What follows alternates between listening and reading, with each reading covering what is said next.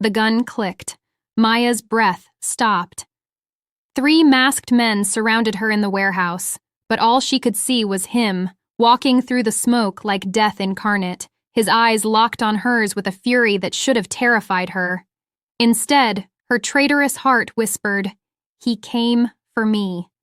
The man who'd kidnapped her into marriage, the monster who'd stolen her life, Seoul's most feared mafia boss, and somehow, impossibly, the man she was falling in love with. But we're getting ahead of ourselves. Let me take you back to where this dangerous love story really began. Before we dive in, if you love stories about forbidden romance, enemies to lovers, and dangerous men with hidden hearts, hit that subscribe button right now. Trust me, you'll want to see how this ends. And drop a comment telling me, would you ever forgive someone who manipulated you into marriage? Let's get into it. The diamond on Maya's finger caught the morning light, sending fractured rainbows across unfamiliar silk sheets. For a confused moment, she thought she was still dreaming. Then the pounding in her head reminded her this was very, very real. She bolted upright, her heart hammering against her ribs as she took in the massive penthouse suite surrounding her. Floor-to-ceiling windows revealed Seoul's glittering skyline, but Maya had never seen this view before. She'd never been in a room like this before, and she definitely didn't own a 3-carat diamond wedding ring. "What the hell?" she whispered, her voice cracking. Her hands trembled as she touched the ring, trying to pull it off, but it wouldn't budge. Panic clawed at her throat. She threw off the covers and realized she was wearing an expensive white silk nightgown she'd never seen in her life. Her clothes from last night, her phone, her purse, everything was gone.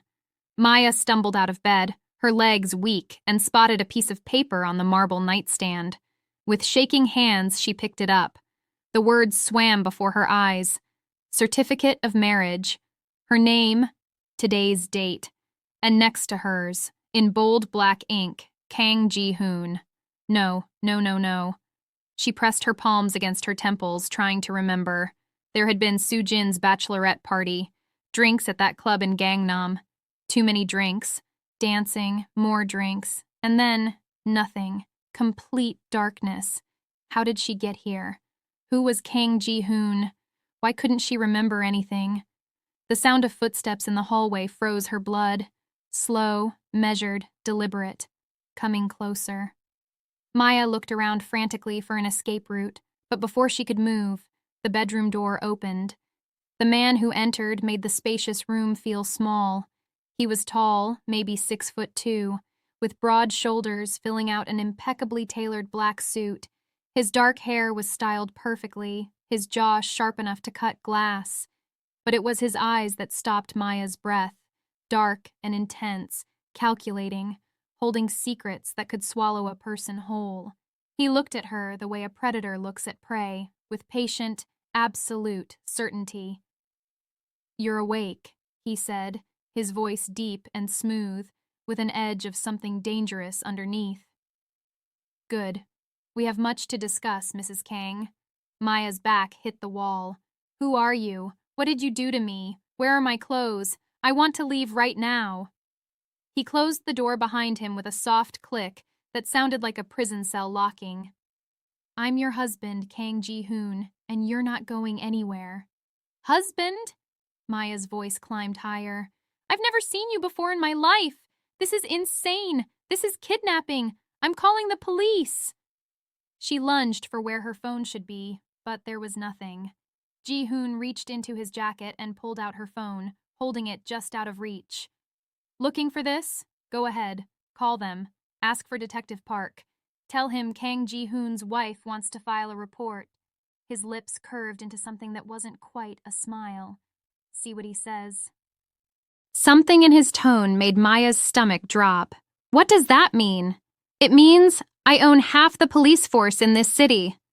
He set her phone on the dresser, still too far for her to grab. It means you can scream, cry, run to every authority you can think of, and nothing will change. You married me last night, Maya Park. It's legal, binding, and very, very real. I was drugged. I don't remember any of this. Were you? Ji-hoon pulled out his own phone and swiped through it before turning the screen toward her. Maya's knees nearly buckled.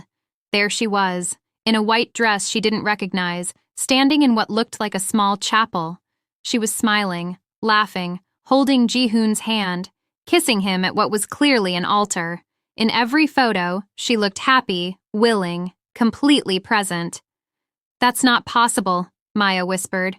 "I would never—" "The camera doesn't lie." Ji-hoon pocketed his phone. "You had too much to drink. You were very friendly, very affectionate, very willing to marry me when I suggested it.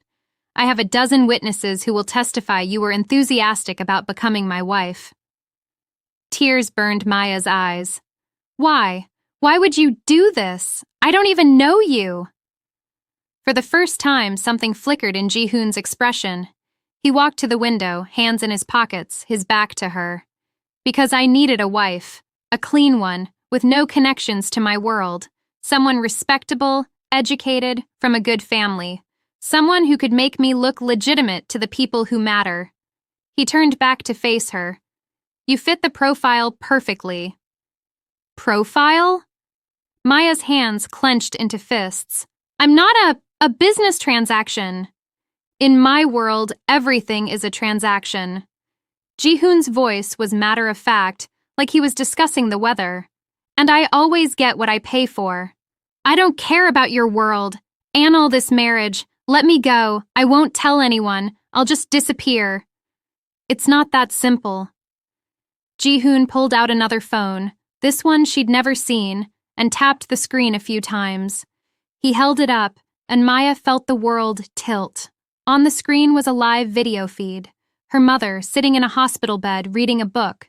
Her younger brother, Tae-min, walking into a university building with his backpack. Her father, unlocking the door to their small family restaurant. "What is this?" Maya's voice broke. "Why are you watching my family?" "Insurance." Ji-hoon's tone remained neutral, but his eyes were hard as diamonds. "Your family has debts, Maya. Significant ones. Your mother's medical bills alone are over 300 million won. Your brother's university tuition. Your father's failing business. The loan sharks already circling. Did you think I chose you randomly?" Maya couldn't breathe. You researched me?" "I know everything about you. Your favorite coffee order. The scar on your left knee from when you fell off your bike at age 7. Your dream of becoming a writer. Your fear of thunderstorms." He moved closer, and Maya pressed harder against the wall. "I know your family is drowning in debt. I know you work 3 jobs trying to keep them afloat. I know you're desperate." "So you're blackmailing me." "I'm offering you a deal." Ji-hoon stopped a few feet away, close enough that she could smell his expensive cologne, something dark and woody. "Stay married to me for 1 year. Play the role of the perfect wife in public. Attend events with me. Smile for cameras. Make me look good to the business community. In private, we maintain separate lives. You have your room, I have mine. At the end of 1 year, I'll give you a clean divorce, 500 million won to clear all your family's debts, and you walk away free. You'll never hear from me again." Maya's mind raced. 500 million won would save her family. Her mother could get the treatment she needed. Tae-min could finish university. Her father could save the restaurant. 1 year. Just 1 year of pretending. "And if I refuse?" she asked, even though she already knew the answer. Ji-hoon's expression didn't change. "Then I make a phone call, and the loan sharks your father borrowed from will come to collect. Tomorrow. They're not patient men, Maya. They're not kind. And they have very specific ideas about how debt gets repaid when there's no money." He paused. "Your brother is a handsome young man. I'm sure they'd find uses for him." Rage and terror warred in Maya's chest. "You're a monster." "Yes," Ji-hoon agreed simply, "but I'm a monster who's offering you a way out. 1 year of your life for your family's freedom. That's more mercy than most people in my position would show." Maya wanted to scream, to fight, to run, but the images of her family on that phone screen kept her frozen. Her mother's tired smile, Tae-min's innocent face, her father's bent shoulders from years of hard work. They didn't deserve to suffer because of her. "I need to hear you say it," Ji-hoon said quietly. "I need to know you agree, that you'll stay, you'll play your part, and you won't try to run or betray me." Every fiber of Maya's being wanted to tell him to go to hell. But when she opened her mouth, different words came out. "1 year, that's all you get. After that, I never want to see your face again." "Done!" Ji-hoon pulled a small box from his pocket and opened it, revealing a second ring, this one even larger than the first. "Give me your hand." "The ring I'm wearing isn't enough?" "That was for the ceremony. This is for appearances." He took her trembling hand, his skin warm against hers, and slid the new ring onto her finger next to the first. It fit perfectly, because of course it did. He'd planned everything. "Welcome to your new life, Mrs. Kang."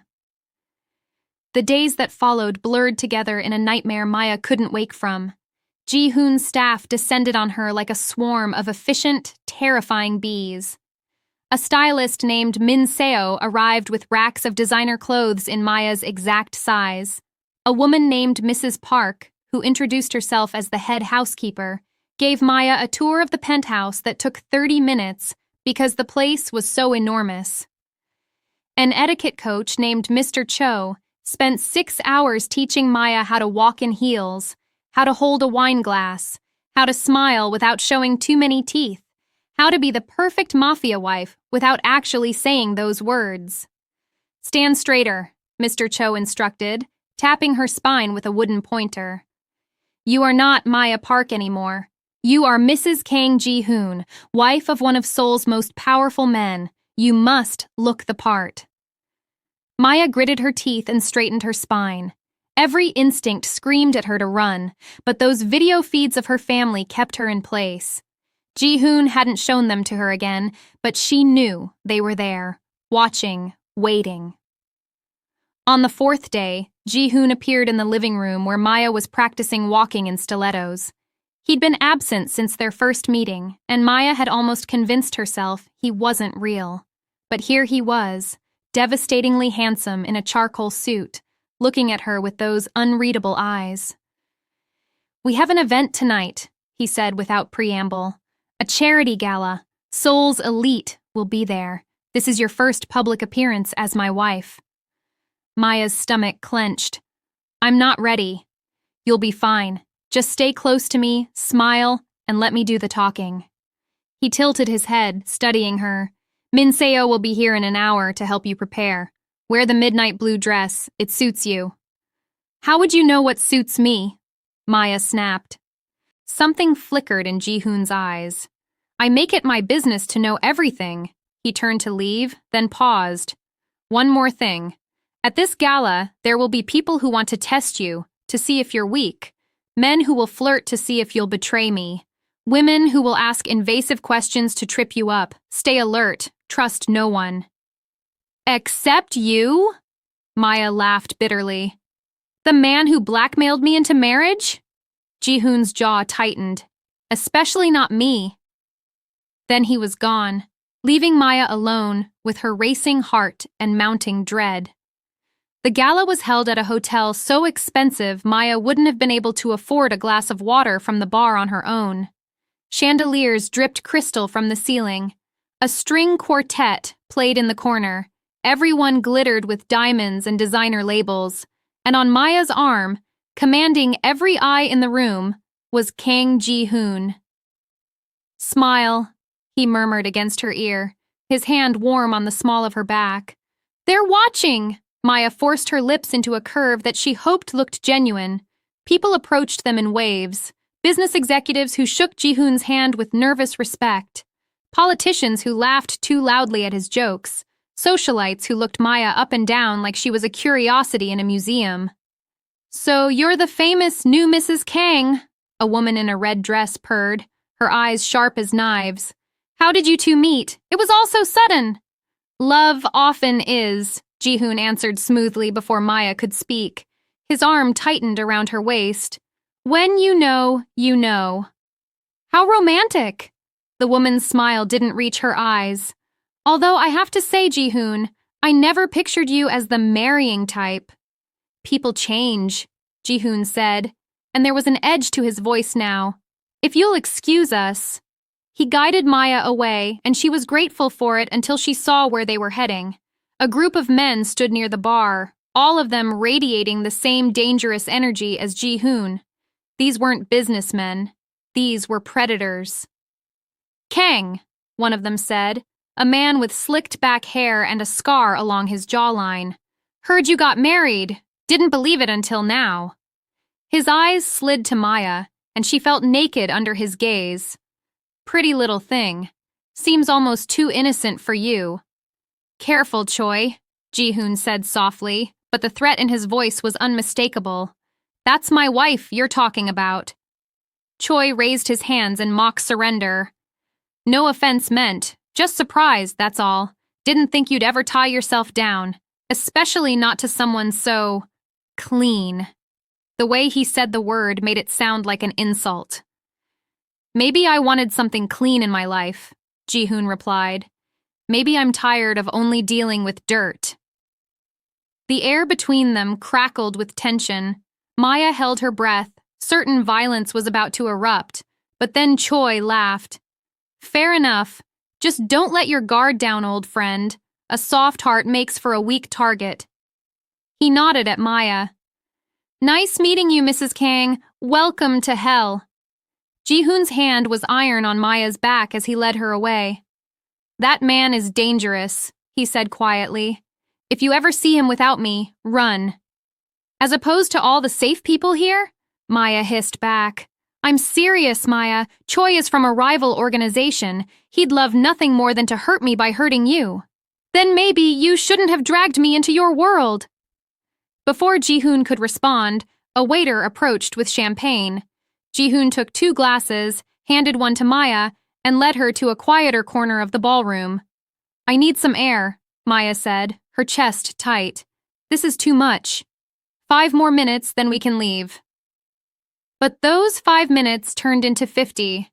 By the time they finally escaped to Ji-hoon's car, Maya was exhausted, her feet screaming in her heels, her face aching from fake smiling. Ji-hoon's driver pulled away from the hotel, and blessed silence filled the back seat. You did well, Ji-hoon said after a while. Don't patronize me. I'm not. You held your own. That's more than I expected for your first time. Maya turned to look at him, really look at him. In the dim light of the car, he looked tired, almost human. Why do you do this? She asked. All of this. The parties, the pretending, the violence. What's the point? Power, Ji-hoon said simply. Control. Survival. That's not a life. That's just existence. For some of us, existence is enough. He closed his eyes, leaning his head back against the seat. You don't understand my world, Maya. You can't. You've lived a clean life, surrounded by good people who love you. I've lived in darkness since I was 16 years old. We're from different planets. Something in his voice made Maya's chest ache. She thought about the locked room she'd seen in the penthouse, the one with the heavy padlock. What happened when you were 16? Ji-hoon's eyes snapped open, hard again. Nothing you need to know about. We're married. Doesn't that mean we should know things about each other? We're in a business arrangement, Ji-hoon corrected. Nothing more. Don't romanticize this, Maya. I'm not a misunderstood hero waiting to be saved by a good woman. I'm exactly what everyone says I am. A monster. And the sooner you accept that, the easier this year will be. The car pulled up to the penthouse, and Ji-hoon got out without another word, leaving Maya sitting in the back seat with tears threatening to spill. She'd seen something in his face, just for a moment.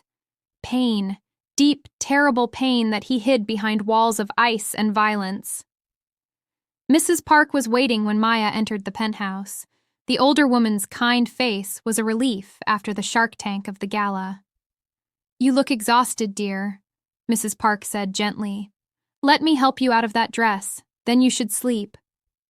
In Maya's bedroom, Mrs. Park carefully unzipped the gown and helped Maya into comfortable pajamas. As she was leaving, Maya called out, "Mrs. Park, can I ask you something?" "Of course." "The locked room down the hall. What's in there?" Mrs. Park's face crumpled with sadness.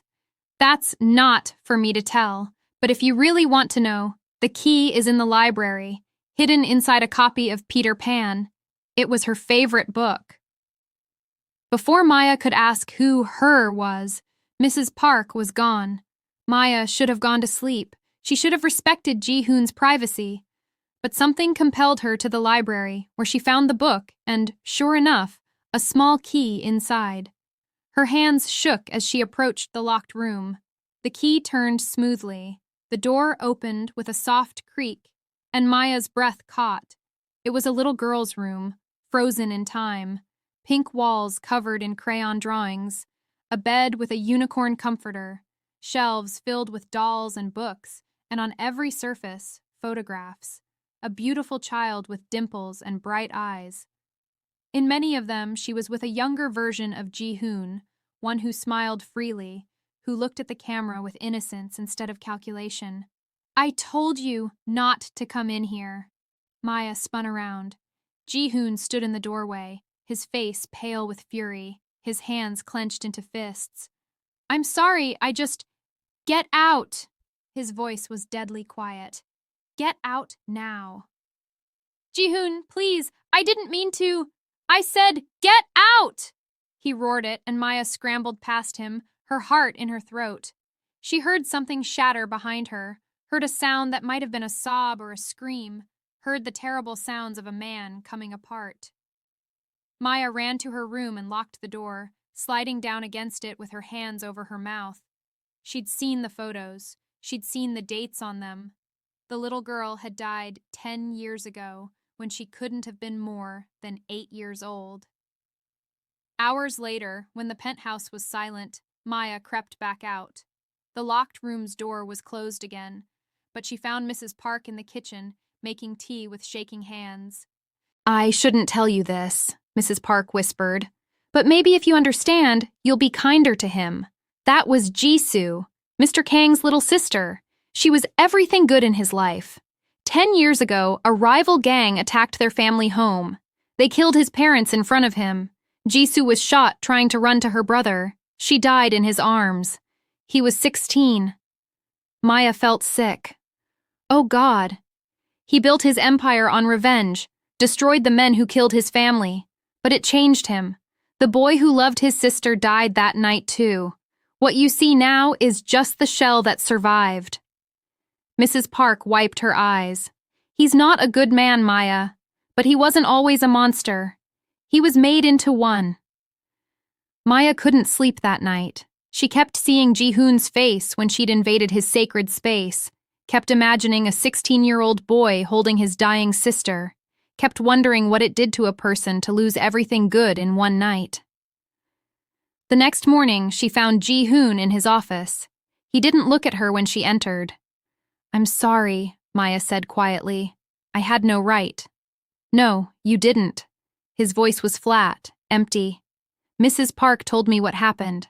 I can't imagine." "Then don't." He finally looked at her, and his eyes were dead. "Don't imagine. Don't sympathize. Don't try to understand me. Just play your part and stay out of my way. That's all I need from you." "Is it?" Maya stepped closer. "Because last night I saw something different. I saw someone who still cares, who still hurts, who still—" "Stop." Ji-hoon stood so abruptly his chair flew backward. "You know nothing about me. That room, my sister, my past, none of it concerns you. We have a contract. Nothing more. I don't need your pity or your psychology. I need you to show up, look pretty, and keep your mouth shut." The words stung, but Maya held her ground. "Fine, but just so you know, whoever hurt you all those years ago, whoever made you into this, they're still winning. Because you won't let yourself be human anymore." She left before he could respond, missing the way Ji-hoon's hands gripped the edge of his desk until his knuckles turned white, missing the way his face crumpled for just one moment before he locked it down again. 3 weeks passed. Maya fell into a strange routine. Mornings were hers to do as she pleased. Afternoons, she attended the events Ji-hoon required. Evenings, they maintained careful distance. They were roommates playing house, nothing more. Until the day everything shattered. Maya was at a boutique with her assigned bodyguard, a stoic man named Sung-ho, picking up a dress for yet another gala. She was exhausted, her guard down, just wanting to get back home. She didn't notice the black van that pulled up outside, didn't see the men until they were already through the door. Gunshots exploded. Sung-ho shoved Maya behind a rack of clothes, returning fire, but there were too many of them. She heard him grunt, heard him fall. Rough hands grabbed her, dragging her backward. She screamed and fought, but a cloth covered her mouth and nose, and the world went gray, then black. Maya woke tied to a chair in what looked like an abandoned warehouse. Her head pounded. Her wrists burned from the ropes. And standing in front of her, smiling like a wolf, was Choi, the man from the gala. "Well, hello, Mrs. Kang," he drawled. "Sorry about the accommodations, but I needed to get your husband's attention, and you're the perfect bait." "He won't come for me," Maya said, trying to keep her voice steady. "We barely know each other." Choi laughed. "Oh, sweetheart, you really believe that? I've known Ji-hoon for 15 years. I've never seen him look at anyone the way he looked at you at that party. Whatever he told you about this being a business arrangement, he's lying. Probably to himself most of all." "You're wrong." "Am I?" Choi circled her chair. "Then why did he go absolutely feral when my men grabbed you? We have informants in his organization. The second you disappeared, he tore through his men like a hurricane. He's already killed 4 people trying to find you. Does that sound like a man who doesn't care?" Maya's heart raced. "What do you want?" "I want Ji-hoon dead. He's been a thorn in my side for too long. He controls territory that should be mine. And now, thanks to you, I have the perfect way to destroy him. He'll come here, he'll try to save you, and I'll end him." Choi pulled out a knife, letting it catch the light. "After I make him watch what I do to his pretty little wife first." Terror clawed at Maya's throat, but before Choi could move closer, an explosion rocked the building. The doors blew off their hinges, and through the smoke and chaos came Ji-hoon, flanked by a dozen armed men, his face a mask of cold fury. "Get away from her," he said, his voice deadly calm. "Now." Choi spun, his men raising their weapons, but Ji-hoon moved like liquid death. He shot 3 men before they could blink, disarmed a 4th with a brutal kick, and drove his fist into a 5th man's throat. It was choreographed violence, beautiful and terrible, and through it all, his eyes never left Maya. Choi grabbed Maya from behind, pressing his knife to her throat. "One more step and I cut her." Ji-hoon froze. His gun was trained on Choi's head, but his hand was rock steady. "Let her go. This is between you and me." "Exactly!" Choi laughed, pressing the blade harder. Maya felt a sting, felt warm blood trickle down her neck. "You care about her. I can see it. So now you get to choose. Drop your gun or watch her die." For a long moment, nothing moved. Then Ji-hoon did something Maya never expected. He dropped his gun, raised his hands, stepped forward with nothing but his body between her and death. "Take me," Ji-hoon said. "Let her go, and you can do whatever you want to me. Kill me, torture me, I don't care. Just let Maya go." "Ji-hoon, no!" Maya shouted, but Choi's eyes gleamed with triumph. Now that's more like it. The great Kang Ji-hoon, on his knees for a woman. Who would have thought? He shoved Maya forward, and she stumbled into Ji-hoon's arms. His hands caught her, warm and solid, and for a moment, their eyes met. "Run," he whispered, but Maya didn't get the chance. One of Ji-hoon's men, a sniper named Young Jae, took the shot. The bullet went through Choi's shoulder, spinning him around, and chaos erupted. Ji-hoon grabbed Maya and ran, shielding her with his body as bullets flew. They made it to his car, his driver already peeling out as they tumbled into the back seat. Ji-hoon's hands were everywhere, checking Maya for injuries, his usual control shattered. Are you hurt? Did he touch you? I'm going to kill him. I'm going to burn his entire organization to the ground. I'm fine, Maya managed. Ji-hoon, I'm fine. But he wasn't listening. His hands were shaking as he pulled out a first aid kit, dabbing at the shallow cut on her neck with unnecessary force. This is my fault. I should have had more men on you. I should have anticipated Choi would make a move. I should have… Ji-hoon! Maya caught his face between her hands, forcing him to look at her. Stop. I'm okay. You saved me. Something broke in his expression. Before Maya could process it, his lips were on hers, desperate and fierce, one hand tangled in her hair, the other cupping her face like she was made of glass. The kiss tasted like fear and relief and something else, something neither of them had names for yet. When they finally pulled apart, both breathing hard, Ji-hoon rested his forehead against hers. I thought I lost you, he whispered. When my men called, when they said you were taken, I thought… His voice cracked. I can't lose someone else. I can't. Maya's hands were still on his face, feeling the rapid flutter of his pulse under her fingers. You dropped your gun. You offered yourself up for me. Of course I did. Ji-hoon's eyes were dark and intense. Maya, don't you understand? This stopped being fake weeks ago. Maybe it was never fake at all. I told myself I chose you because you fit a profile, but that was a lie. I chose you because from the moment I saw you laughing with your friends, something in my dead chest woke up. You made me feel human again. But you said this was just business. You said not to romanticize it. I was protecting myself, protecting you. Ji-hoon pulled back slightly. Everyone I love dies, Maya. My parents, my sister. I built walls so high because I couldn't survive losing someone again. But then you broke into Jisoo's room and you looked at me with compassion instead of fear, and those walls started crumbling. Maya's eyes filled with tears. I don't know how to do this. You're a criminal. Your world is violence and darkness. We don't make sense. I know. Ji-hoon's thumb brushed away her tears. But I'm asking anyway. Give me a chance. Let me try to be the man you see when you look at me instead of the monster I've become. What if you can't change? What if this is who you are? Then you walk away in 9 months, just like we agreed. But Maya, what if I can? What if there's still enough human left in me to love you the way you deserve? It was insane. It was impossible. It was every romantic thriller cliché Maya had ever rolled her eyes at. But sitting in that car, Ji-hoon's blood on his knuckles and his heart in his eyes, she couldn't bring herself to care. Okay, she whispered. Okay, let's try.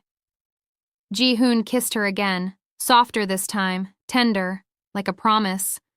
And for the first time since waking up with a ring on her finger, Maya didn't feel trapped. She felt like maybe, just maybe, she was exactly where she was supposed to be. The next weeks were a study in contradictions. Ji-hoon was still the feared Mafia boss who made grown men tremble. But behind closed doors, he was different with Maya. He asked about her day. He listened when she talked about her family. He joined her for dinner instead of hiding in his office. He was learning how to be human again, and it was awkward and beautiful and terrifying all at once. One evening, Maya found him in Jisoo's room, sitting on the floor with a photo album in his lap. Instead of intruding, she sat down beside him. Tell me about her, Maya said gently. Ji-hoon was quiet for a long moment. Then, slowly, he began to speak. She was brilliant, wanted to be a scientist. She used to conduct these elaborate experiments in the kitchen, drove our mother crazy. Once she tried to make a volcano and nearly burned the house down. A ghost of a smile crossed his face.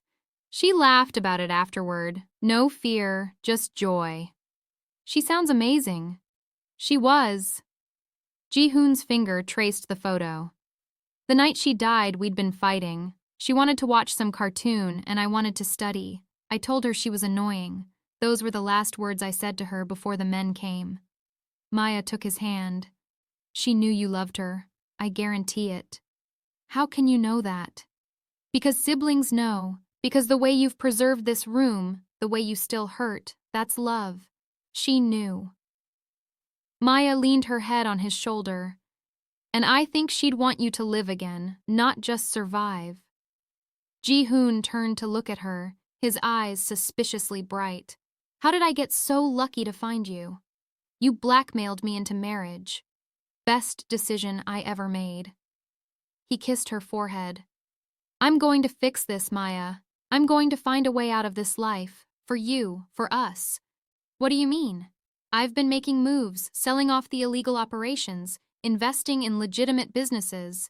It'll take time, but I can transition. Become someone you're not ashamed to be married to. Maya's heart swelled. I'm not ashamed of you. You should be. Well, I'm not. I see you, Ji-hoon. All of you. The darkness and the light. And I'm choosing to stay. They sat together in that room full of memories, two broken people learning how to be whole again, until the past and present didn't feel so far apart anymore. But peace never lasted in Ji-hoon's world. A week later, Maya was sorting through mail when she found an unmarked envelope addressed to her. Inside were photographs, dozens of them, of her drinking at the bachelorette party, of Ji-hoon's men staging her drunken agreement to the marriage, of him watching her for weeks before they randomly met. And a note, ask your husband who really got you drunk that night. Maya's hands shook. She found Ji-hoon in his office, threw the photos on his desk. Tell me this isn't real. Tell me you didn't set up everything, including getting me drunk. Ji-hoon's face went pale. Maya? Did you? Did you have your men buy me drinks all night? Did you orchestrate every single moment so I'd be too drunk to know what I was doing? Ji-hoon stood slowly, and the look on his face was all the answer she needed. It wasn't like that. Then what was it like? Maya's voice cracked. Because these photos show your men at my party, buying rounds, making sure I kept drinking. They show you watching from across the street. They show everything being planned down to the minute. Yes. Ji-hoon's jaw clenched. Yes, I orchestrated it. I had been watching you for weeks. I needed a wife, and you were perfect. So I made sure circumstances aligned. I made sure you'd be in the right place, in the right condition, to agree. I was blackout drunk. That's not agreement. That's manipulation. Tears streamed down Maya's face. Everything you said about choosing me because you felt something, that was a lie. No. Ji-hoon moved around the desk. The method was calculated, but my feelings became real. Maya, I know how this looks. How it looks? It looks like you're exactly what everyone warned me about. A monster who takes what he wants without caring who he hurts. Maya backed away. These past weeks, I thought we were building something real. I thought you were changing. But you were just better at lying than I realized. I was protecting myself. Ji-hoon's control finally snapped. Yes, I manipulated the situation. Yes, I got you drunk and staged everything. But it started as business and became so much more. When I watched you for those weeks, I saw your kindness, your strength, your capacity for love. I saw everything I'd lost and convinced myself I could never have again. So, yes, I took you. I used every dirty trick I know, because I'm a selfish bastard who wanted one good thing in his miserable life. You don't get to make me your redemption project, Maya shouted back. You don't get to steal my choices and then act like I should be grateful because you developed feelings later. I know. Ji-hoon's shoulders sagged. I know, and I'm sorry. God, Maya, I'm so sorry. If I could go back, if I could do it differently, but you can't. And now I have to live with the knowledge that everything between us is built on lies. Maya wiped her eyes. I need time. I need to think. Don't leave. Please, don't leave. I'm not leaving. We have a contract, remember? The words were bitter. I'll keep my end. I'll smile for the cameras, Play the perfect wife. But in private, I don't want to see you. I don't want to talk to you. You get exactly what you paid for, nothing more. Maya turned and walked out, leaving Ji-hoon standing in his office, looking more devastated than she'd ever seen him. She locked herself in her room and cried until she had nothing left. Mrs. Park found her hours later, brought her tea, sat on the edge of the bed. He told you how you really got here. You knew? Maya's voice was hoarse. I knew, and I nearly quit over it. What he did was inexcusable. Mrs. Park handed her the tea. But I also see how he looks at you now, how he's trying to be better. That doesn't erase what he did, but it might count for something. How can I trust anything he says? You probably can't, not yet. Mrs. Park patted her hand. But here's what I know about Mr. Kang. He's never apologized to anyone in his life, never showed vulnerability, never let anyone see him as anything but strong. You broke through those walls. That's real. Whatever else might be fake. Maya wanted to believe that, desperately, but the betrayal cut too deep. The next few days were torture. Maya attended the events she was required to, stood beside Ji-hoon with perfect posture and an empty smile. To the outside world, they were the perfect couple. Behind closed doors, they were strangers who avoided eye contact. Ji-hoon didn't push. He gave her space, respected her boundaries, looked at her with such naked longing that it physically hurt to see. But he didn't try to justify himself again. He just waited. On the 5th day, Maya was in the library when she heard a commotion in the hallway. Raised voices, Ji-hoon's angry shout. She ran out to find Ji-hoon facing down 3 men in suits, his own men flanking him with weapons drawn. You can't do this, one of the suits was saying. You have obligations, contracts. You can't just walk away from the organization. Watch me, Ji-hoon growled. I'm done. I'm selling off everything, transitioning to legitimate business. Find someone else to run your operations. That's not how this works, Kang.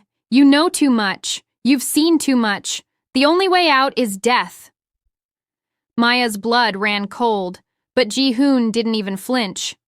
Then I guess we have a problem, because I'm getting out. For her. He glanced back at Maya, his eyes fierce. I'm becoming the man she deserves, even if it kills me. The suits followed his gaze, saw Maya standing there. One of them smiled coldly. Ah, the wife. We heard about her. Heard you've gone soft. Maybe we should remind you what happens to men who try to leave the family. Before Maya could blink, the man pulled a gun. But Ji-hoon was faster. He tackled the man, and chaos erupted. Gunfire exploded. Ji-hoon's men returned fire. Maya screamed and dove behind a pillar. The fight was brutal and brief. When the smoke cleared, all 3 suits were on the ground, unconscious or worse, and Ji-hoon was breathing hard, blood seeping from a graze on his shoulder. Call the cleaners, he ordered his men. Then he saw Maya, saw her terrified face, and something in him broke. I'm sorry. I'm so sorry you had to see that. They're going to kill you, Maya whispered, for trying to leave. Probably. Ji-hoon walked toward her, heedless of the blood. But I meant what I said. I'm done with this life. I'm burning it all down if that's what it takes to be someone worthy of you. You could die. I've been dead inside for 10 years. You made me want to live again. That's worth any risk. He stopped a few feet away, not touching her, respecting the distance she'd demanded. I know you can't forgive me yet. Maybe you never will. But I'm going to spend every day trying to earn it. Not with words, but with actions. I'm going to dismantle everything I built, transform it into something clean, become someone you can be proud of. Maya's hands trembled. Why? Why go through all of this? Because I love you. The words fell into the space between them like stones into still water. I love you, Maya. I don't know when it happened. Maybe when I watched you help that homeless woman near your apartment. Maybe when you smiled at the barista who messed up your order instead of yelling. Maybe from the very first moment. But I love you, and I will do whatever it takes to deserve that love in return. Tears spilled down Maya's cheeks. You manipulated me. You lied to me. You took away my choices.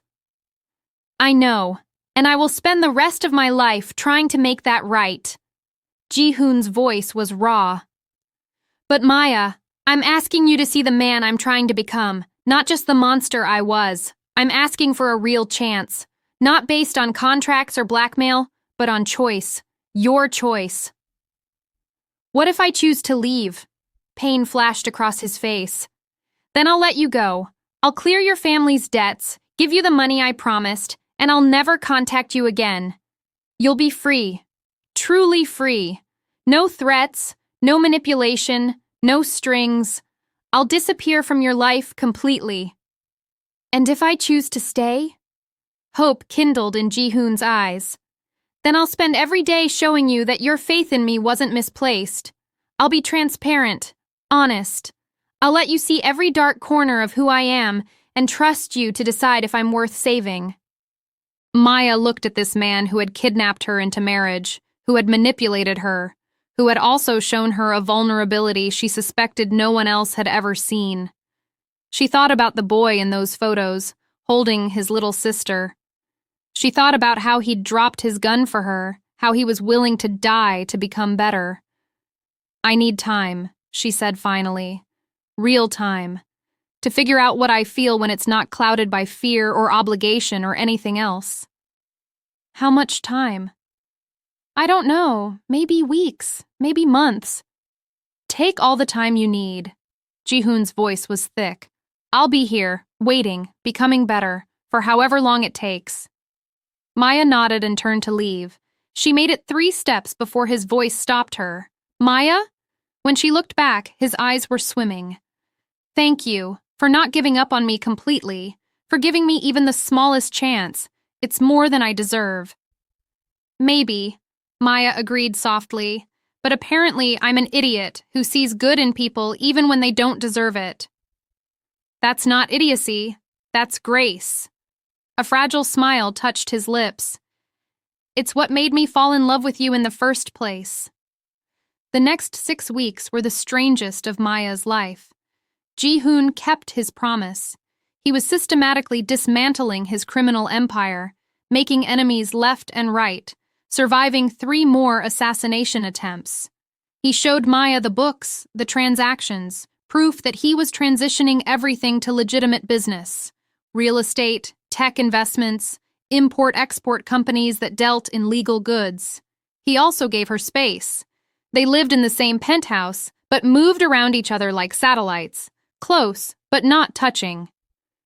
Ji-hoon left her notes sometimes. Apologies, explanations. One morning, she found a letter that made her cry for an hour. It read, I don't expect forgiveness. I don't expect you to love me back, but I need you to know that you saved me. Before you, I was walking through life already dead, just waiting for someone to finish the job. You reminded me what it felt like to be human, to care, to want something beyond revenge and power. Even if you leave, even if I never touch you again, you gave me the greatest gift anyone could give. You gave me hope. Thank you. Always, Ji-hoon. Maya kept the letter, read it over and over, watched him from across rooms as he worked himself to exhaustion trying to be better. Saw how he interacted with his men differently now, with less cruelty and more respect. Noticed how he started donating to charities, helping people in his territory instead of just controlling them. She also saw the toll it took, the exhaustion in his eyes, the weight on his shoulders, the attempts on his life that he barely survived. He was doing exactly what he'd promised, burning down his old life to build a new one, and it was killing him by inches. One night, Maya couldn't take it anymore. She found him in his office at 2 a.m., surrounded by paperwork, blood seeping through a bandage on his side from the latest attempt on his life. You need to see a doctor, she said from the doorway. Ji-hoon looked up, surprise flickering across his exhausted face. I'm fine. You're bleeding through your shirt. That's not fine. Maya walked in and grabbed the first aid kit he kept in his desk drawer. Take off your jacket. Maya, you don't have to. Just do it. He obeyed. Underneath, his white shirt was stained red. Maya carefully unbuttoned it, revealing the poorly wrapped wound. This needs stitches. I don't have time for a hospital. Then I'll do it. Maya had taken a basic first aid course years ago. Her hands shook as she cleaned the wound, but she managed to stitch it closed with something resembling competence. Through it all, Ji-hoon watched her with an intensity that made her skin burn. Why are you doing this? He asked quietly. Because you're hurt. You hate me. Maya tied off the last stitch. I don't hate you. I wish I did. It would be easier. She met his eyes. I'm furious with you. I'm hurt. I'm confused. But I don't hate you. And despite everything, I can't seem to stop caring about whether you live or die. Maya. Her name was a prayer on his lips. I've been thinking, she continued, putting away the medical supplies, about what you said, about choice. You took mine away, and that was unforgivable. But now you're giving it back. You're showing me, not telling me, that you're changing, and I've decided something. What? I'm choosing to forgive you. Maya's voice trembled. Not because what you did was okay. It wasn't. But because holding on to anger is exhausting, and you're clearly torturing yourself enough for both of us. And because somewhere in this insane situation, I fell in love with you too. Ji-hoon stood so fast his chair crashed backward. What did you say? I love you, you idiot. I love you even though you kidnapped me. I love you even though you're a criminal trying to go straight. I love you even though you're the most frustrating, complicated, damaged man I've ever met. Tears spilled down her cheeks. I love you, and I choose to stay. Not because of any contract, not because of fear, but because I want to. Because I choose you. Ji-hoon closed the distance between them in 2 strides, cupping her face with shaking hands. Say it again. I love you. Again. I love you, Kang Ji-hoon. He kissed her like a drowning man finding air, desperate and deep, pouring everything he couldn't say into the connection of their lips.